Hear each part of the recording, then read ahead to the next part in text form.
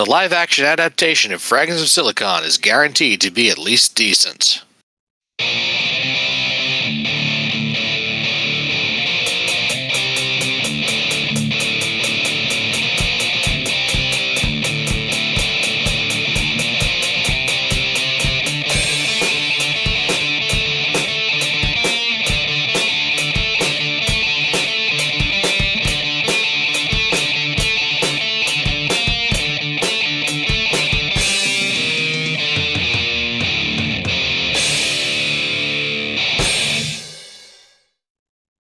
All right, welcome to another installment of the Fragments of Silicon Reviews. Our guest this week is Zoo from BreserkBoy Games. Hello.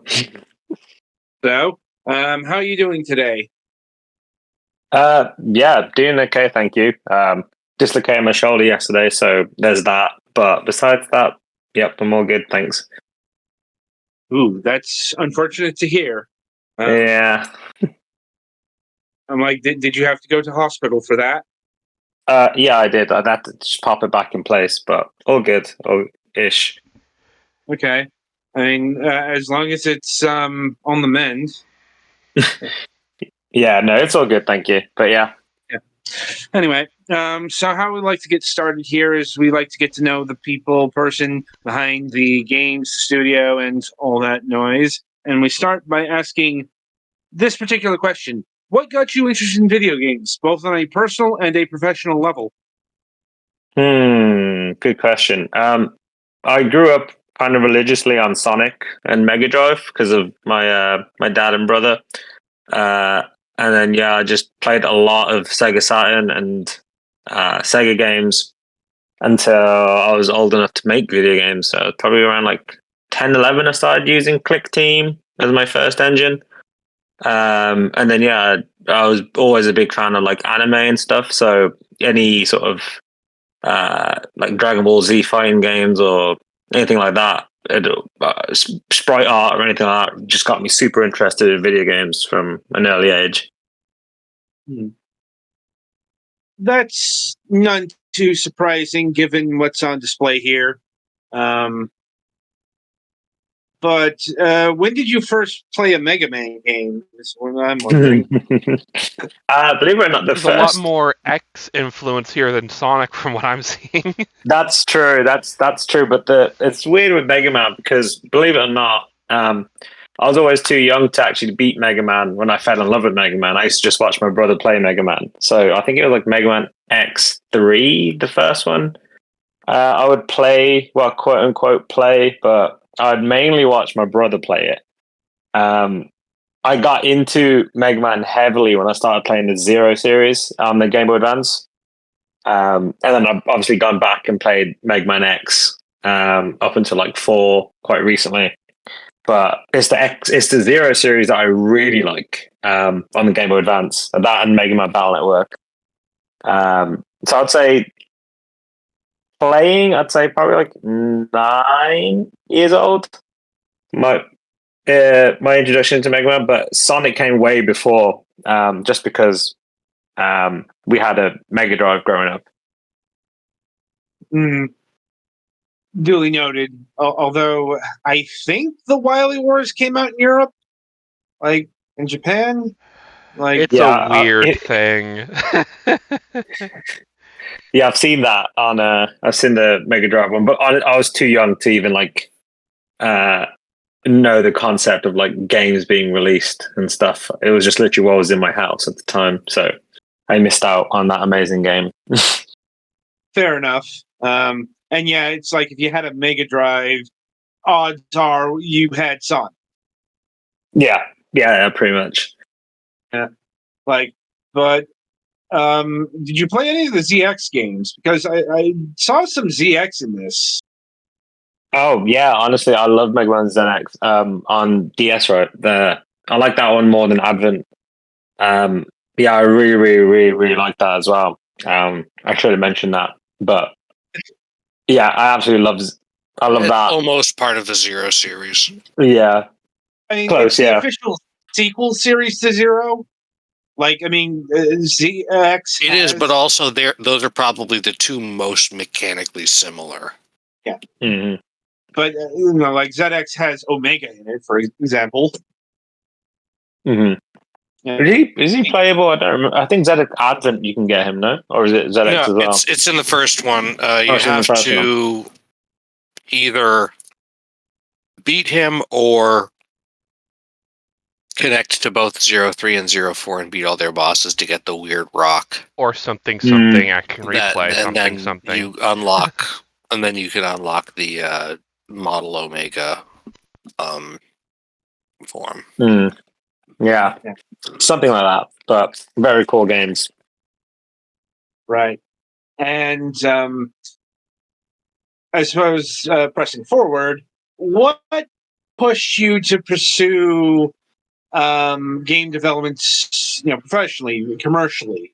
Well, like I said earlier, I've always been really into like sprite art and stuff. So I never like made games commercially. I just made them for fun before. But I started doing commissions for sprites like 5 or 6 years ago, I think, and then I started making my own sprites for BreserkBoy, and then I posted some footage of the project online, and then it ended up getting a bit of traction. And then a publisher reached out and was like, "Hey, want to make this a game?" And then it was just basically like, "Do I want to make game develop my job?" So I decided, yeah, I do. And then yeah, that's basically it. To be honest, it just evolved from making animations, I guess. Surprisingly straightforward.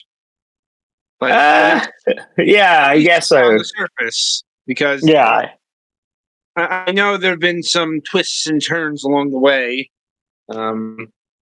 which was certainly unfortunate. But we'll get to that when we get to that, Mike. But beforehand, we should probably get into the game itself here, which is BreserkBoy.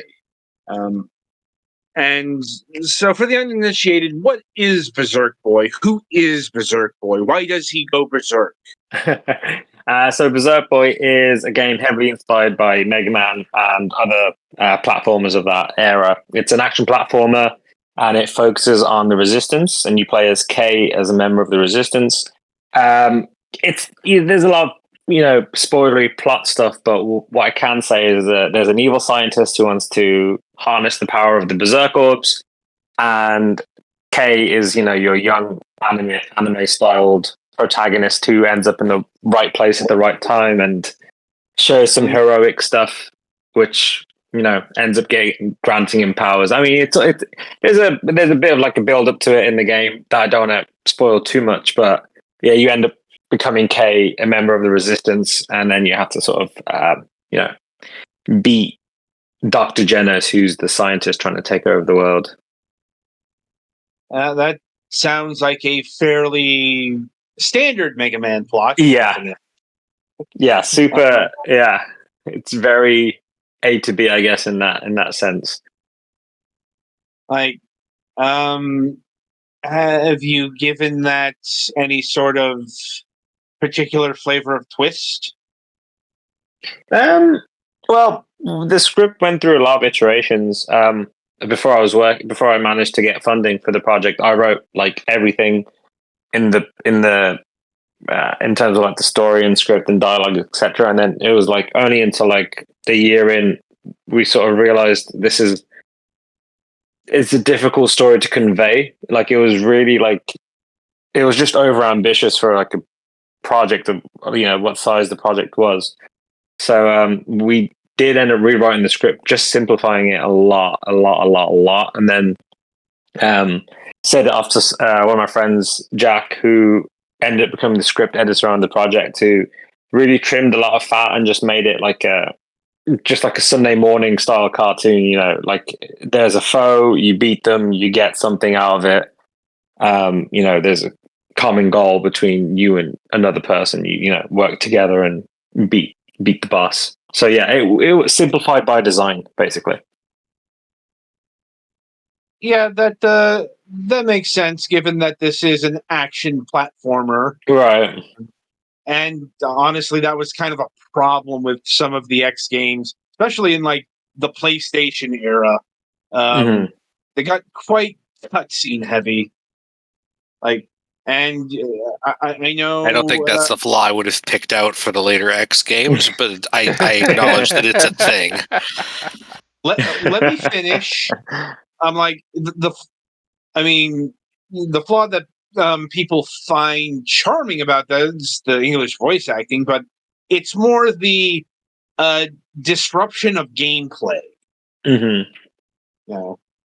Oh yeah, that's true. Actually, yeah, especially the PlayStation ones. You're right, actually. Tutorial pop-ups and stuff too, right? Like constantly. like X5 was pretty bad with that. If I'm remembering correctly, maybe it was X6. I said one of those that just had real stop and start gameplay. Mm-hmm. It sucks because they look so pretty. Like those ones on the PlayStation, like X5, X6, look really good. I mean, X6 had a host of problems. Honestly, just kind of the random Maverick thing was bloody awful. But you know, we could probably rant for hours about Mega Man X if prompted, but should keep on task here. Anyway, so are you a solo dev besides the script editing thing there? So originally started the project solo, and then once I got funding, I was able to get a team on board. The core team at the moment is two of us, me and Chris. He handles like all the lead programming, and then I'll do like the level design, art, programming if needed, animations and stuff. And then at certain times we need to freelance stuff like music. We work with T-Lopes, and then like illustrations. We like outsource like the promotional work, like like the big illustrations and stuff. So the core team is two, and I'd say like in terms of like outsourcing, we've had up to 6 people touch the project at one time before, but that like comes and goes depending on like where we are in the project and like what needs to be done, sort of thing. Yeah, sounds like a pretty typical workflow situation for an indie. Mm-hmm. And just to clarify, you said that you're working with T-Lopes, right? Yeah.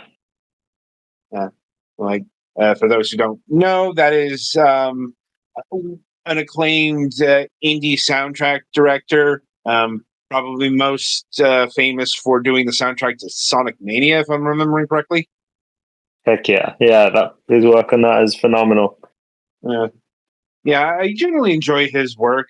How did you manage to get him for this project? We go a bit back. We used to speak on Twitter a little bit, just like commenting on like posts and stuff. But then after like I think it was like a couple of months of that, I don't know, I can't remember who reached. I think maybe he reached out in the DMs or something. It was like, hey, what's I like your project, and then it was like, hey, want to work on it. So it was like, a really cool. It was just like a natural sort of introduction, I guess. Like I didn't actually think I'd be working with him, but yeah, it ended up happening, and he was like one of my favorite musicians because I loved his work. So it was really cool. Definitely one of those. If somebody told you at the start you'd be working with T-Lopes on this, you would have called them insane. Yeah, 100%. Yeah. And is he doing like the whole soundtrack, or is he just like the suit? Just doing some tracks. Yeah, he's done the whole like OST for every track of the game, and we've also had like some guest artists make some really cool remixes on some of the levels as well. Like Johnny Antma, who's done guitar on like Teenage Mutant Ninja Turtles and stuff. Like he managed to. This was all T. I didn't actually get these people on the project. T did, and did some remixes. So yeah, there's some amazing music on the project. It's honestly just like some of my favorite music I've heard in a game and it's crazy that it's mine. So, I mean, sometimes life works out that way. yeah. And how big is the soundtrack aiming to be here? I mean, I know it's definitely over like half an hour. Like, I couldn't say minutes exactly because I haven't actually added up in a long time. But I know it's more than half an hour, judging by the levels we have and like you know, yeah, judging by like the amount of levels we have. Okay. I'm sure you'll be able to compile that in due time. But anyway, so given that this is something that's forged in the path of Mega Man, let's talk Robot Masters or some analog therein and powers. Because just looking at the trailer here, it definitely seems like there's going to be the power absorption gimmick from Mega Man here. Yeah. And So- I'm wondering, what do you get? Yeah. So, in terms of the bosses, yeah, similar deal where you beat the boss and you get their abilities. But one thing I wanted to do was make it a little different to Mega Man. Like, I didn't want it to just be a quote like a buster shot that changed. I wanted it to be your skill set that changed. So, and I wanted to add like Metroidvania elements to some of the stages. So, like some areas aren't unlockable unless you can, let's say fly to it using the flight form or do it on the ground, or there's like scanning abilities where you can like destroy certain doors and stuff. So, like, yeah, I wanted to change of the playstyle instead of just changing the buster, basically. Now I'm really flashing back to ZX. Yeah, ZX is that inspiration for that, basically, because I like how it handled its forms, but I feel like it was kind of underutilized. Yeah. I mean, If you want to bypass the regional difference, by the way, I believe in the original version it's actually just Zex. No, we're not calling it that. Like Mega Man Zex. Yeah. Anyway, so are you going to have missions in this game? You mean like side missions, or just like the structure of the? So yeah, the game is linear in a sense. Linear in a sense that you finish it, stage by stage. But there are collectibles and stuff you can do within the stage, and once you get a certain amount of collectibles, you unlock X missions, which probably are it's probably the only like extra missions you get, basically. The EX missions is basically like a speedrun room. It's sort of like it sort of puts that world that you're playing in a VR room and makes it very difficult. It's like a small little time trial area. So like if the main gimmick of that world was, let's say, drilling, it'll be a really difficult drilling X stage, basically. So yeah, you can unlock those, but otherwise it's pretty linear in terms of like completing stages. So no, go to the back of area W and get a no, that's the one part for the nurse. So it's not a pure Metroidvania. That I actually wanted to trim the fat out and not make it a Metroidvania. We have like a hub area where you can like sort of like explore and upgrade your suit and stuff. But in terms of like backtracking, long corridors and stuff, yeah, I just cut that all out for the sake of the game is focuses on like fast-paced left to right movement, and I thought it'd be better if it was just like action segment here, back to the hub, action segment, back to the hub. But you can play. There are like elements of Metroidvania in there, but it's not super heavy. Yeah. No, the specific example I cited is from ZX. It's from one of the ways you get a sub tank, I think. Mm-hmm. Oh, So okay. you have to keep running to the back end of. Basically, you have to keep replaying a boss stage to get to pretty close to the end of it to pick up an item that the nurse needs. Mm-hmm. And then after like 4 or 5 times doing that, you get a sub tank, and it's like probably one of the biggest pains in the butt, just because there is no shortcut there, really. I mean, like you have to play pretty much the whole stage. Pain. Yes. Overall, that was the biggest problem with ZX. Just the missions could be fairly tedious. Mm-hmm. Yeah, and the map was insane. If I can remember, like none of the letters really like joint to each. Like H could lead to like Q or something. Like this was not the time. Yeah, that was not the time to invest in non-Euclidean geometry there. Yeah, it was insane. Yeah. Anyway, in regards to BreserkBoy here, I gotta ask, who is not beat here? Who is? The bird. Oh, Fiore. So he was originally just as like the story, like it's easy for like narration if there's someone to swing dialogue back and forth with. So the K isn't just talking to himself in stages, but he does play a more important role in the game as you progress. So yeah, I won't go too much into that, but yeah, he's with you for the whole game basically. Okay.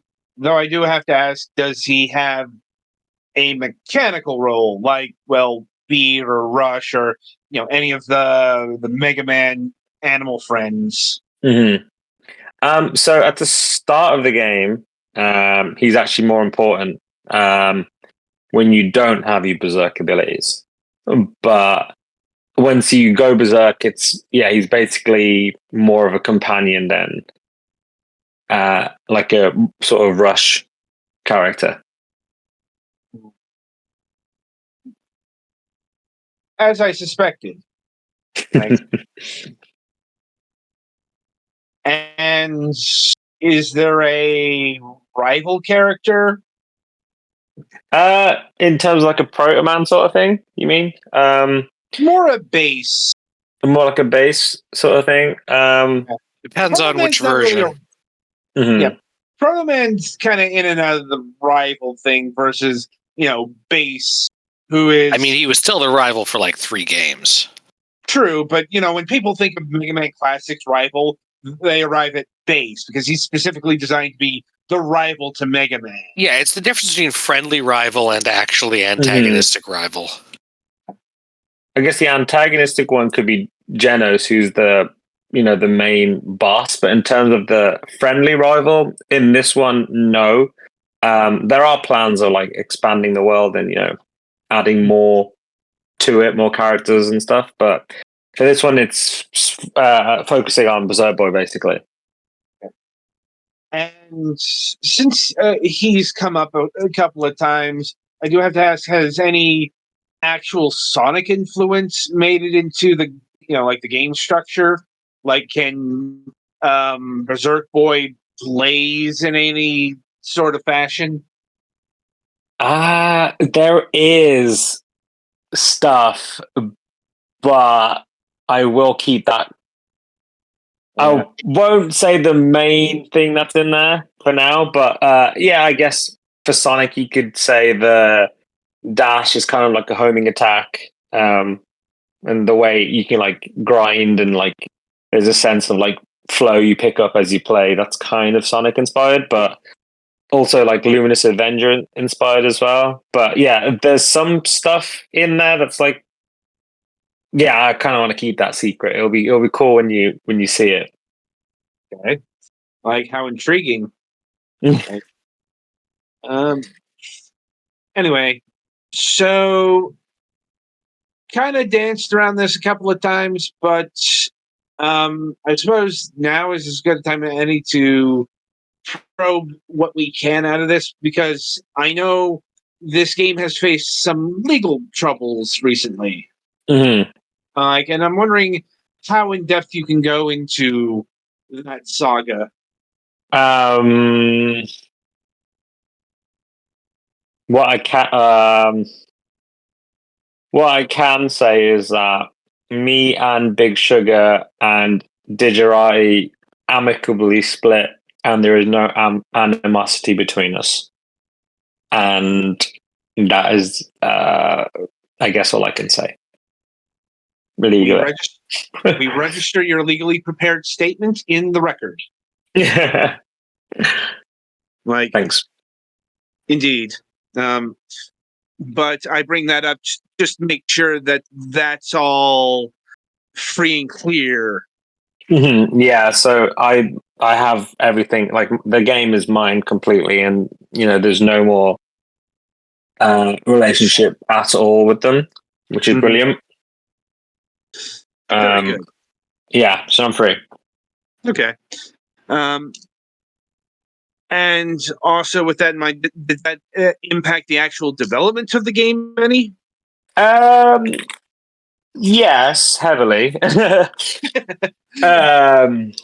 it really affected. I mean, it made the last year very difficult, but we're moving forward now, so yeah, it just wasn't fun. I guess none of this like legal stuff is fun.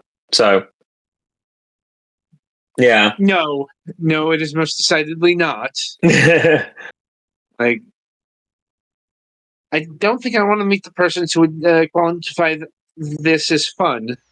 right. They're just they're probably just crazy. So Yeah, stay probably. away. Yeah.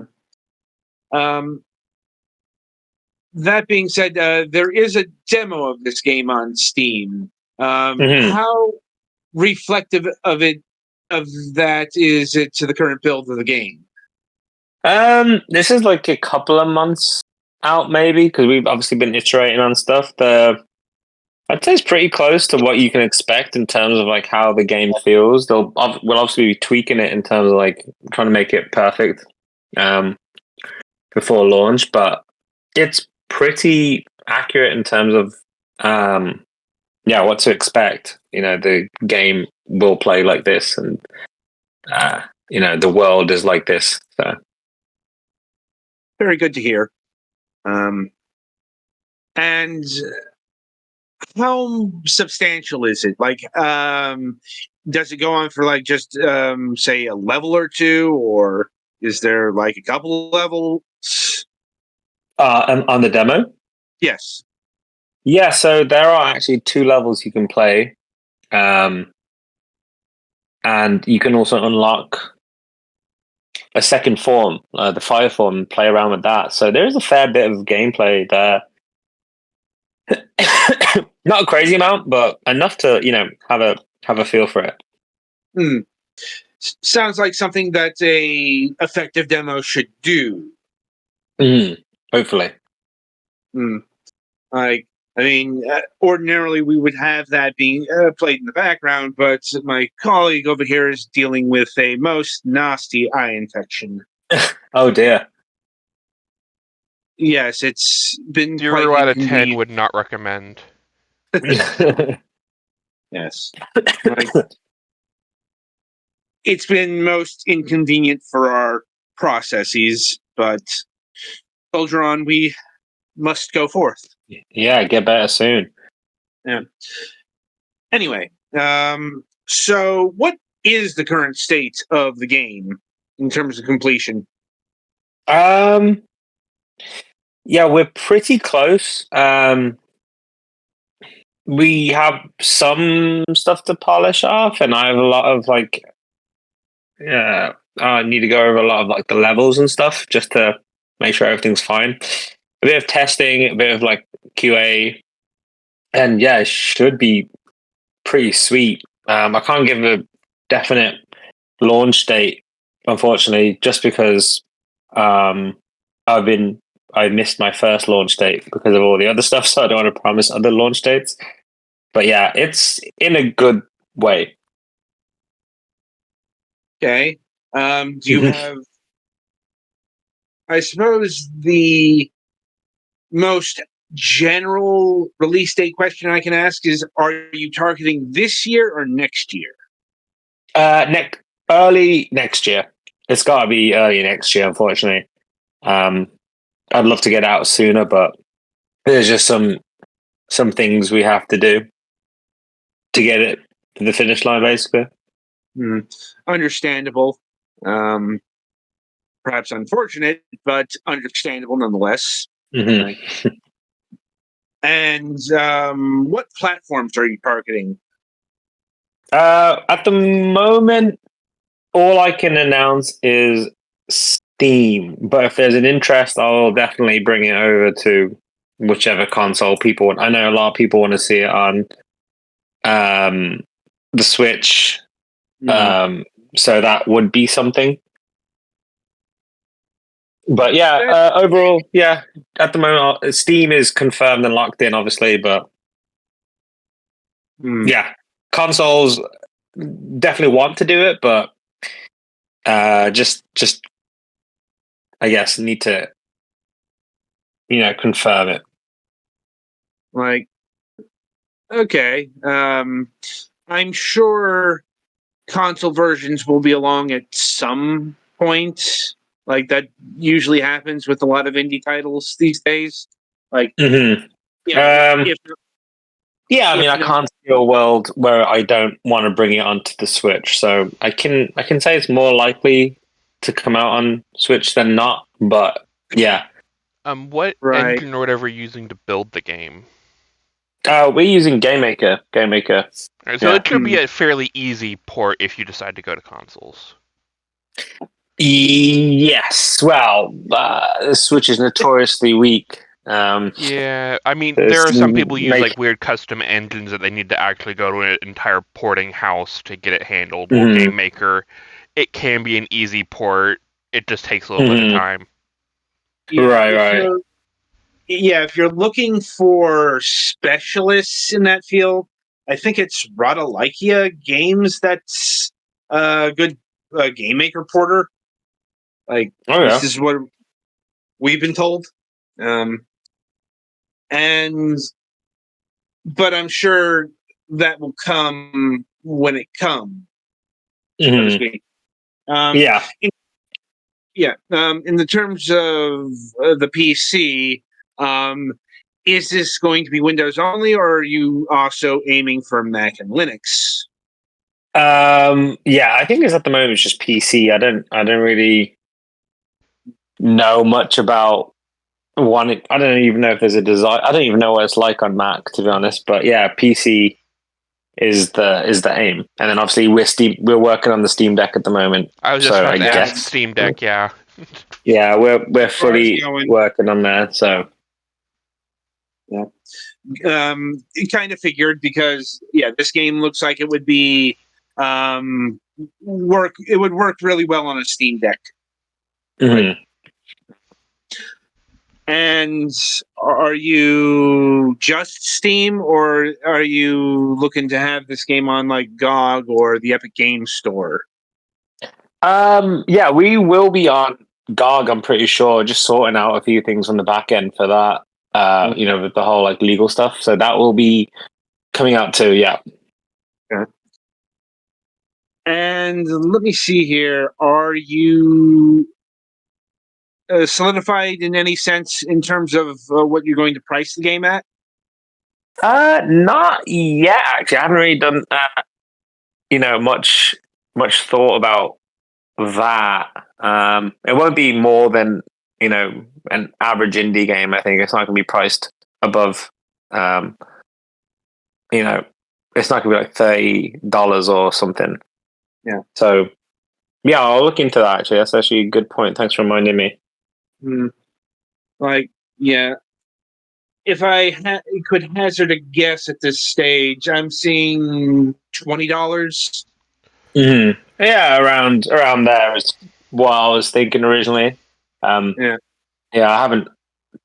Yeah, I'm on the spot now. I haven't actually thought about it.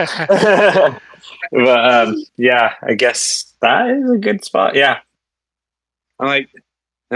it's it is good to think about these things.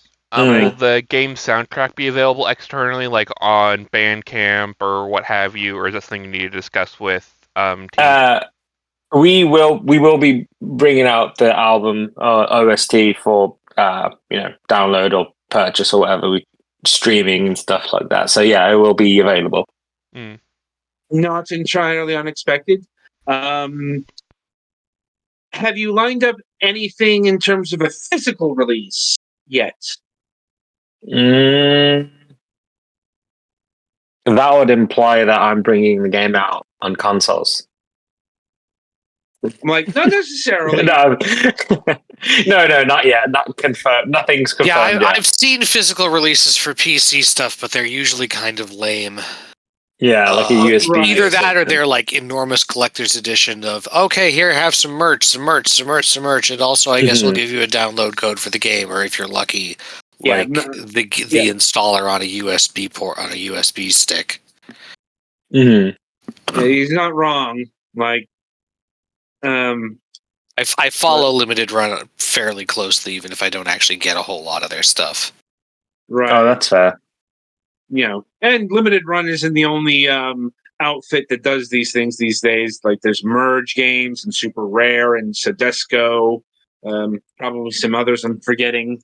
But like I said, there are options for the limited release indie game in terms of options. And I may be bold in stating this, but I see BreserkBoy one way or another getting a physical release at some point. Yeah, that'd be pretty sweet. I mean, I'll let you know once I sign something up. So if anyone's interested, I'm pretty sure there's some interest here. I'm pretty sure I and my colleagues are interested in the game itself because this is the kind of game that we play, not just for review. Oh, heck yeah. And we have had people from some of these companies look at our show. Yeah. So anyway, so with that in mind, any more questions for our guests at this stage? I think I'm good off the top of my head. Yeah, I'm good for now, and also I need to get ready to go soon, so... Right, I mean, we do need to wrap up here, but Zoo, it was wonderful talking to you today about BreserkBoy after so long in the making. And, maybe we'll have you on again about the, or maybe a little after release when we can actually dig into the details. That is one of the frustrations about having a game in pre-release and, in a incomplete state of development. We can't really get into the nitty-gritty details. Heck yeah. That sounds good. Yeah. Hopefully I'll be super happy and the game will have done super well and I won't be sad when we speak.